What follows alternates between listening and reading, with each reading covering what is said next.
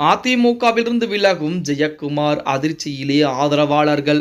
நண்பர்களே, நம்ம அதிமுக தொண்டர்களாக இருந்தீங்க அப்படின்னா மறக்காம நம்ம சேனலை சப்ஸ்கிரைப் பண்ணிட்டு இந்த வீடியோக்கு ஒரு லைக் பண்ணிருங்க. இந்திய அண்ணா திராவிட முன்னேற்ற கழகம் என்பது இந்த அளவிற்கு போகும் என நாம் அனைவரும் யாருமே எதிர்பார்க்கல. ஆனால் தற்போது இரண்டு பிளவுகளாக பிளந்து கிடக்கிறது. அதிலும் ஒரு தரப்பினர் எடப்பாடி பழனிசாமியை பதவி விலக்க வேண்டும், பொதுக்குழுவை கூட்ட வேண்டும், பொதுக்குழு எடுக்கக்கூடிய முடிவுக்கு கட்டுப்படுகிறோம் என சொல்லிக்கிட்டு இருக்காங்க.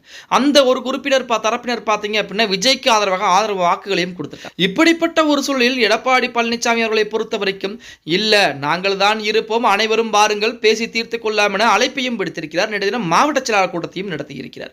இந்த மாவட்ட செயலாளர் கூட்டத்தில் எடப்பாடி பழனிசாமி அவர்களுக்கு மிகவும் மகிழ்ச்சி அளிக்கக்கூடிய விஷயமாக இரண்டு முக்கியமான முன்னாள் அமைச்சர்கள், முக்கிய அவைத்தலைவர் உட்பட அனைவருமே எடப்பாடி பழனிசாமிக்கு ஆதரவுகளையும் கொடுத்திருந்தாங்க. ஆனால் நேற்று தினம் இதே நேரத்திலே, அதாவது மாவட்ட செயலாளர் கூட்டம் நடக்கக்கூடிய அதே நேரத்திலே ஒரு மிகப்பெரிய ஒரு சம்பவம் நடந்திருக்கிறது அப்படின்னே கூட சொல்லலாம். அதிமுகவுடைய முன்னாள் அமைச்சர் ஜெயக்குமார் அவர்கள் பார்த்தீங்கன்னா அதிமுகவிற்குரிய அந்த மாவட்ட செயலாளர் கூட்டத்திற்கு வருகை தராமல் இருப்பது அதிமுகவிலிருந்து விலகுகிறாரா அப்படிங்கிற ஒரு கேள்வியை முன்வைக்க ஆரம்பிக்கிறது. அதிமுகவிலே உள்கட்சி போட்டி தீவிரமடைந்த சூழலிலே பொதுச்செயலாளர் எடப்பாடி பழனிசாமி தலைமையிலான அணியும் முன்னாள் அமைச்சர் SP வேலுமணி முன்னிலை வைக்கும் அணியும் தனித்தனியாக ஆதரவுகளை பலப்படுத்திட்டு வர்றாங்க. இந்த நிலையில் ராயப்பேட்டையில் அமைந்துள்ள அதிமுக தலைமை கழகத்தில் நேற்று தினம் மாவட்ட செயலாளர் கூட்டம், ஆலோசனை கூட்டம் நடத்தப்பட்டதாக செய்திகள் அனைவருக்குமே தெரியும். எடப்பாடி பழனிசாமி நிலையிலே அனைத்து மாவட்ட செயலாளர்களும் வருகை தந்து ஆலோசனை கூட்டம் நடத்தப்பட்டது. இந்த மாவட்ட செயலாளர் கூட்டத்தை பொறுத்த வரைக்கும் அதிமுகவில் மொத்தம் உள்ள 82 மாவட்ட செயலாளர்களில், அதாவது 70க்கும் மேற்பட்ட மாவட்ட செயலாளர்கள் அதிமுகவில் எடப்பாடி பழனிசாமி ஆதரவேற்று வந்திருக்காங்க.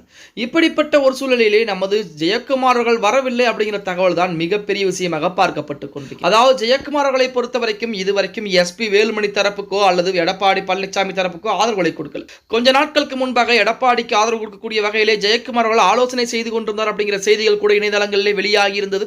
அதை நாம் வீடியோக்களாகவும் போட்டிருந்தோம். ஆனால் நேற்று தினம் நடந்த மாவட்ட செயலாளர் கூட்டத்திலே நமது ஜெயக்குமார் அவர்கள் முற்றிலுமாக மாவட்ட செயலாளர் கூட்டத்தை தவிர்த்திருப்பது நமது அதிமுகவிலிருந்து வெளியேறப் போகிறார்.